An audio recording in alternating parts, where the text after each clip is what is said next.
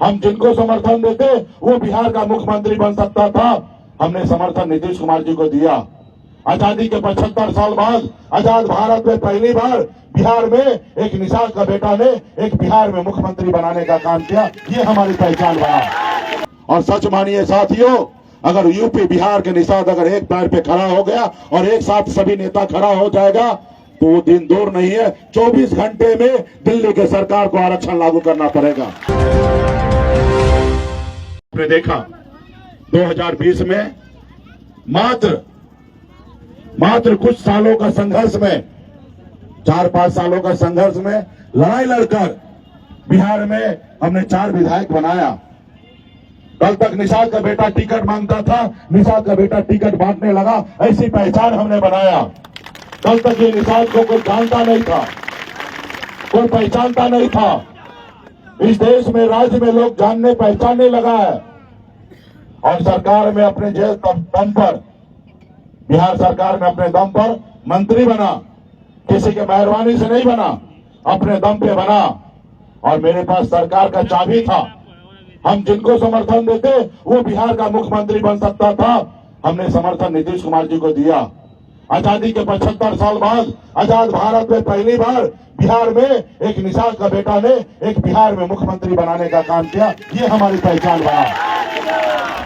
हम संघर्ष कर रहे, लड़ाई लड़े और अपने समाज के दम पर बिहार में मंत्री बने। लेकिन हमने देखा कि बिहार में समाज खड़ा हो चुका है, अपने हक अधिकार के लिए बिहार में मुकाम को हासिल कर लिया। लेकिन एक हमारा भाई अभी बहुत पीछे है, उत्तर प्रदेश में भाई बहुत पीछे है। और हमें लड़ाई जो है आरक्षण की लड़ाई लड़ना है और आरक्षण की लड़ाई दिल्ली में लड़ना है। और जब हम बिहार का और उत्तर प्रदेश के निषाद भाई एक हो जाएंगे तो दिल्ली पे चढ़ाई करने में आसान होगा। और आपने देखा 2022 में हम बिहार में मंत्री रहने के बावजूद भी, एनडीए सरकार में गठबंधन में मंत्री रहने के बावजूद भी हम उत्तर प्रदेश आके हमने संघर्ष किया और लड़ाई लड़ा और नारा दिया कि आरक्षण नहीं तो गठबंधन नहीं, और गठबंधन नहीं तो वोट नहीं, और वोट नहीं तो यूपी की सरकार नहीं। हमने संघर्ष किया, लड़ाई लड़ा, जिसके कारण क्या हुआ, आपकी लड़ाई लड़ते लड़ते हमें बिहार में हमारा विधायक को भाजपा ने खरीद लिया, हमें सरकार से बाहर कर दिया। जो सरकार हमने बनाया था उस सरकार से बाहर कर दिया। मुझे कोई गम नहीं है, हमें खुशी है कि अपने समाज के हक अधिकार के लिए मैं लड़ाई लड़ रहा था। मुझे कोई जरूरी नहीं था कि आपके लिए भी उत्तर प्रदेश आए और आपके हक अधिकार के लिए लड़ाई लड़े। लेकिन मैंने आपका अपना भाई, आपका अपना परिवार मानकर मैं बिहार से संघर्ष करने के लिए, लड़ाई लड़ने के लिए आया और आज भी लड़ाई लड़ने के लिए आया हूं।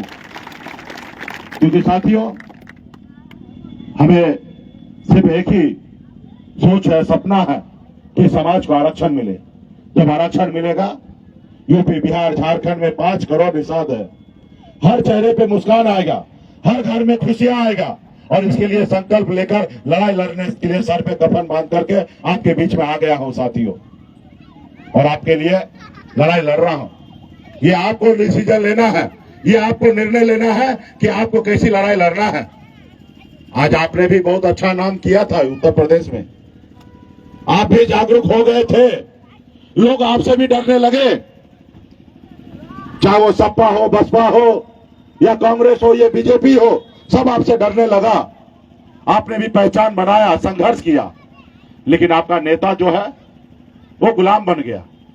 उनको ये निषाद समाज नजर नहीं आता है, सिर्फ उनको अपना घर परिवार नजर आता है। साथियों, आज आपके लिए लड़ाई कितना लड़ रहा है। आज जिनसे लड़ाई लड़ना है उनके गोद में बैठा हुआ है।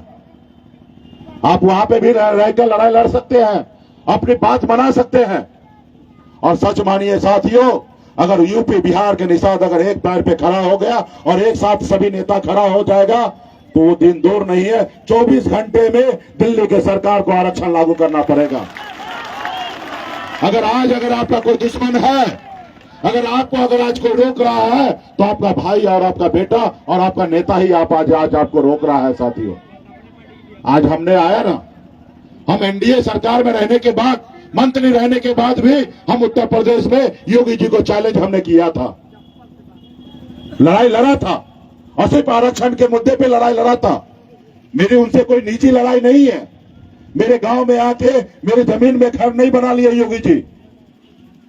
मैं अपने अधिकार के लिए लड़ाई लड़ा था कि जब संविधान में जब हम निषाद बिन बेलदार नुनिया मला को जब आरक्षण मिला है तो हमें क्यों नहीं लागू हो रहा है, और इसके लिए लड़ाई लड़ रहा था। वो दुश्मन बहुत मजबूत है, ताकतवर है। उनको जो निर्णय लेना था उन्होंने लिया। हमारे विधायक को खरीद लिया, हमारे सरकार से हमें बाहर कर दिया। लेकिन मेरे पास हौसला है, शक्ति है, ताकत है। पहले राजा के घर में बच्चा जन्म लेता था तो राजा बनता था, लेकिन जब बाबा साहब भीमराव अंबेडकर ने संविधान बनाया, आजादी के बाद हमें लोकतंत्र दिया, और उस लोकतंत्र में बताया कि अब राजा का बेटा राजा नहीं बनेगा। एक गरीब मजदूर का बेटा, एक किसान का बेटा, एक निषाद मल्ला का बेटा भी अपने वोट के दम पर राजा बनेगा।